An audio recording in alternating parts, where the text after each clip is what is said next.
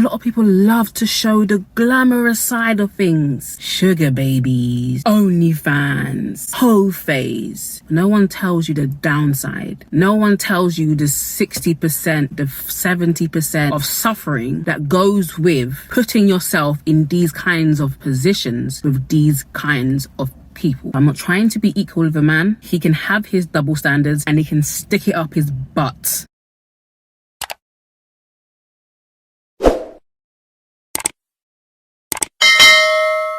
Hey guys, welcome back to my channel. Hope you guys are doing well. If you are new here, please don't forget to subscribe to the channel and hit the like button. So today's topic is going to be a little bit, only a tiny bit controversial, but you guys know me. I'm not a judgmental person. I'm not here to judge anyone. Anything I talk about on my channel is because I've been through myself. Either I did do it or I didn't do it, okay? And I'm here to share the wisdom. And if I was around when I was younger, I would pay me £1 million for this video. So today we are talking about why you don't have to go through the hoe phase. And I'm probably not going to say H-O. I'm not going to say ho ho ho. I may just say oh, because I know how YouTube works and I know that they like to demonetize videos that are very, very honest.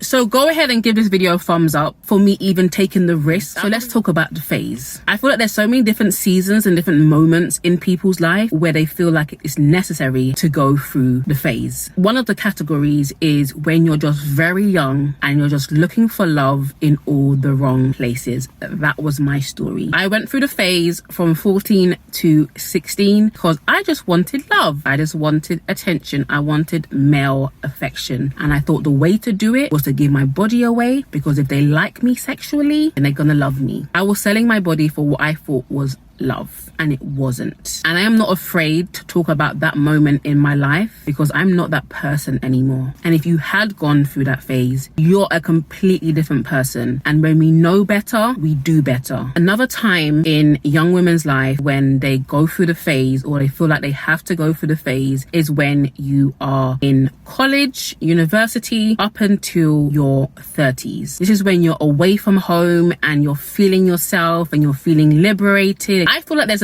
a spirit on the campus. Sex, drugs, alcohol, parties. The university or the college theme is just rife. You get a lot of horny young people in one place. It is bound to happen. In this season, you may not be wanting an actual serious relationship. You may be feeling like you have to focus on your studies, or you have to focus on your work, or you just don't want to be in a relationship, but you also still want the benefits that come with being in a relationship. And a lot of women in this age range, in this category, usually end up in situationships. It's not a relationship, you're not single, you're in a situation with someone. It's an F-buddy situation. Friends with benefits. Another time zone in women's life when they may feel like it's necessary to go through the phase is when they just got out of a long or serious relationship. Some women use the phase to feel a sense of empowerment, to feel like they got their self back, or to boost their ego, to be like, yeah, I still got it. Other women use the phase as payback for the person that hurt them. So they're using somebody else to get back at somebody else. And then the cycle continues. Hurt girl, hurts guy, hurt guy, hurts girl, hurts guy, hurts girl. And it goes on and on and on. And some women use the phase as revenge. But you're getting back at the wrong person. And at the end of the day, sweetheart, you're only hurting yourself. So those were a few of the reasons or the seasons in which people find themselves in and feel like they should just go through the phase. But there are so many other reasons why people pick the hoe phase, fall into the hoe phase. One of the big reasons that I've seen is lack of faith or unbelief, right? You want to be a wife, you want to be wifed up, you want to be someone's girl, but because you don't really believe that it will happen for you based on other situations, based on what you see around you, don't feel like you deserve to be a wife, you don't deserve to be wifed up, you settle for the phase. And if there was one thing that I could take back from my life, it would be the phase. Because no, I didn't set out to do it. I didn't set out to become that. Like I said in the beginning, I was looking for love in all the wrong places. I was not taught what love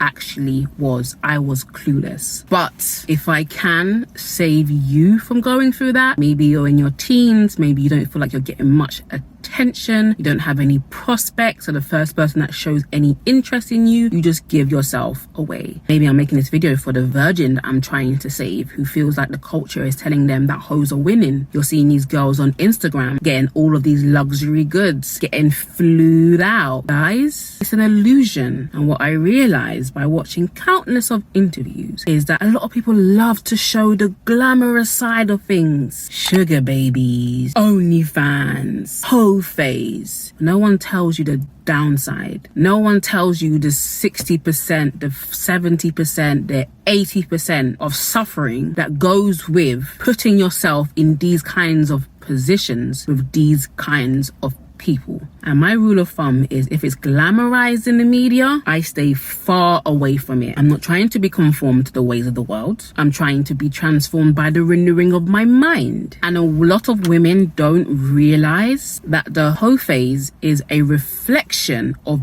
brokenness and not a reflection of freedom. Because the truth is, you're broken, but you keep trying to be fixed by the same thing that keeps on breaking you. Make it make sense. And let me just touch on something a little bit deeper. A lot of young women, a lot of young men don't actually realize that they were introduced to things of a sexual nature from a very, very, very young age. Whether that be porn magazines under your dad or your mum's or your uncle's or your friend's bed, whether that be molestation from older men, molestation from older women. You were introduced to an appetite that you had no physical words for. You only had the feeling, but you didn't have the language for it. And this is a lot of women's story. You never hear it. You just hear, oh, I'm liberated. Women can do it too. Double standards. I'm glad there's a double standard there. I don't want to be a man. I don't want to get away with what men can get away with. I don't know why we want to. Men degrade themselves too. It's not just women. But if you have been through something like that, I beseech you, get help. Get help.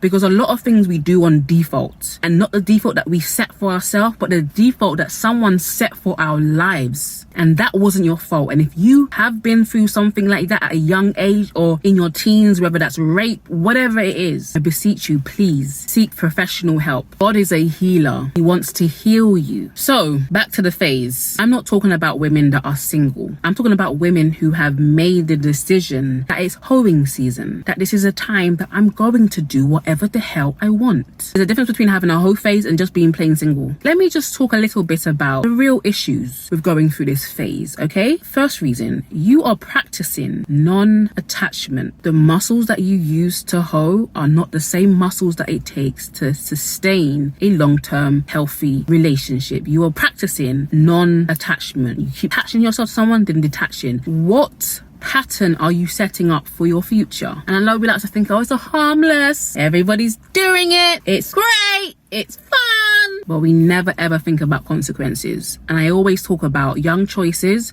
become adult problems. What you do when you're young will follow you when you're older. And I'm not just talking about pregnancy, unwanted children, unwanted diseases, STIs. I'm talking about patterns of thinking, behaving, feeling. And some women use the phase to feel empowered because they feel disempowered. There is something about sex, especially for women, that gives you a sense of power because you know this is in high demand. Men want the punani.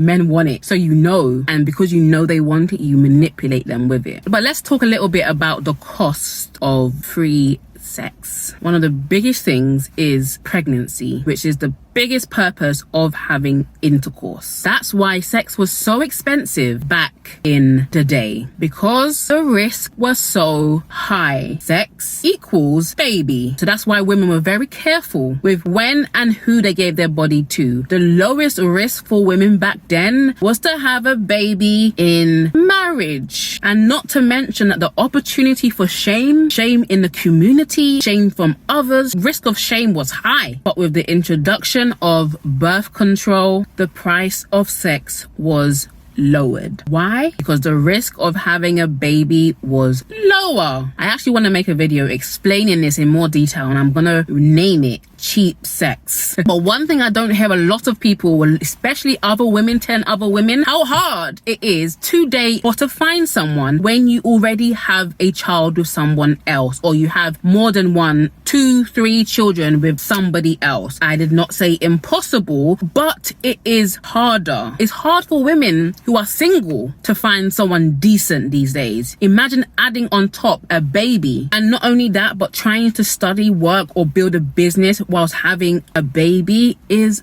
massive, and nobody talks about this. Nobody talks about it. There's one guy on YouTube that talks about it, and he gets a lot of negative press because he tells it raw, but it's very, very true. And it's something that I would want to teach my daughters and sons, and I hope those of you who already have kids, I'm sure it was something that you would teach your children too. Just because it happened to you does not mean that this is something that you want to pass down to your children. We always want better for our children, and a lot of women that glamorize the phase do not talk to you about the STIs they caught, the HIV, the AIDS that they caught. Nobody tells you about these things, and nobody thinks about these things when they're in the moment. That's why it's my responsibility as your internet big sis to tell you the real tea. Everyone thinks that they are exempt until it happens to them. You are not exempt, sweetie. And you have to understand, the more relationships, the more situationships, the more you entwine yourself with people, the more trauma you are creating for yourself. Attaching, detaching, attaching, detaching, attaching, detaching causes trauma to the body, to the mind, and to the soul. And here's the thing that I want to talk about. There's a lot of things that people do nowadays, and it's kind of like reverse psychology, right? They try and make what is bad good and try to justify it, right? But the self-justification starts with the person. Deep down, you don't believe that you deserve or you will get what you really desire. If I was to give you a paper right now and told you I will give you everything that you want, what would you write down? No one's writing down the whole phase. If I gave you a blank piece of paper and I asked you what would you want relationally for your life, you would write down you would want to be a wife, you would want to be someone's one and only. But when you don't believe deep down that you will receive it, you lower your standards, you settle for the whole phase, and then you try to glamorize it, right? You settle, but then you try to bring out balloons and decorations and decorate it and make it seem like, oh, it's fun down here. Stop lying to yourself. It's not fun to be unsure, uncertain, to wake up with regrets every single time you sleep with someone. It's not fun. So what is the remedy for this? What is the remedy for it? I just want you guys to know that you can increase your worth with exclusivity. A pair of Yeezys are worth more than Jordans when they've only made 100 pairs. We need to start being more exclusive with the people that we choose to share our body with. The reason why men don't value women anymore is because why am I paying $1 million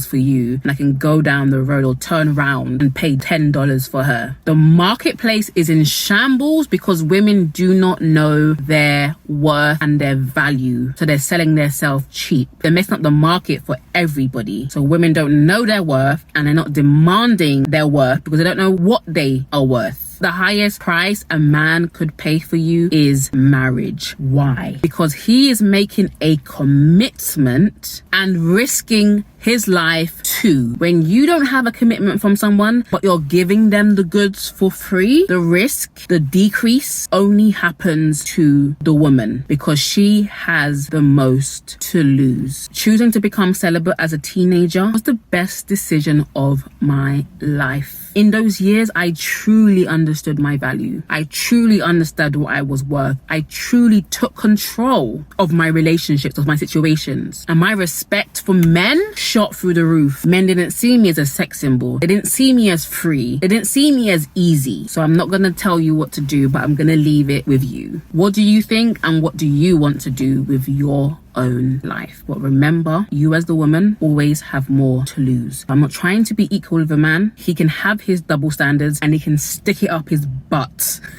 I don't want your problems. I don't want your trouble. So hope you guys enjoyed this video. Make sure you share it, like, subscribe to the channel, and let me know what you want me to talk about next. All right guys, see you guys in my next video. Bye.